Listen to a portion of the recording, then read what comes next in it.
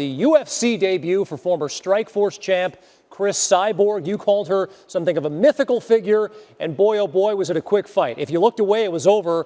Leslie Smith dominated in less than 90 seconds, but you didn't necessarily like the ending of the fight. What do you mean by that? Well, look, this was no fault of the competitors. They went and did their job. The referee did what we call an early stoppage. There was no historical, justifiable, reputable placement for this referee to place this decision. And outside of us commenting on SportsCenter, there will be no form of discipline done. So we might as well not even mention it. He'll be back in the ring next week with no explanation given. And that's just the reality. All right. This was terrible. You know what? I'm upset about this. This was terrible. They came out there to fight. One girl went down. She never stopped moving. The rule book clearly says she has to stop moving or be in danger, and the referee stopped it. They might as well run out and break you and I up right now. It was that ridiculous. But let me play devil's advocate here. I mean, this is potentially the biggest name in the sport outside of Ronda Rousey.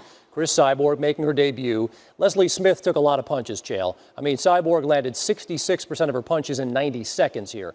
And it's not good for business to see her lose, so doesn't this necessarily help business by having it be a 90-second knockout? I suppose you make a fair point. Now, I'm not coming from that perspective. I'm coming as a sportsman where we have a contested, licensed set of rules, and we have to have a referee that historically has to go by what has been done in the past. This has never been. I've never seen a stoppage this early before. Look, let me get off of that and focus on Cyborg. She did her job. She came out there. She dealt with the pressure. She made a weight class she had never made before. Now, they made a special weight class for her, so she won't actually get a ranking because of this match. It's a 140-pound fight. They don't contest 145-pound divisions. They did this just for her. She dealt with the pressure. She walked out there. She did what she needed to do.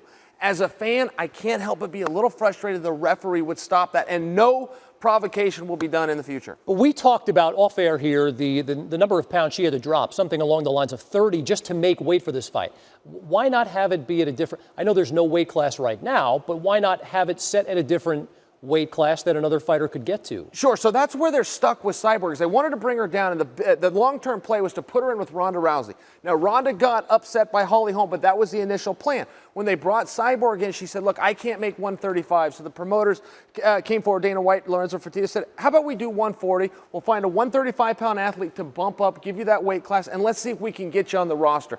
That's what happened here. Cyborg had a very hard time making the weight, but the bottom line is she did make it. Can she come down 5 more pounds? I don't know. I think we'll have to see that, but after this performance, she'll at least be getting asked to.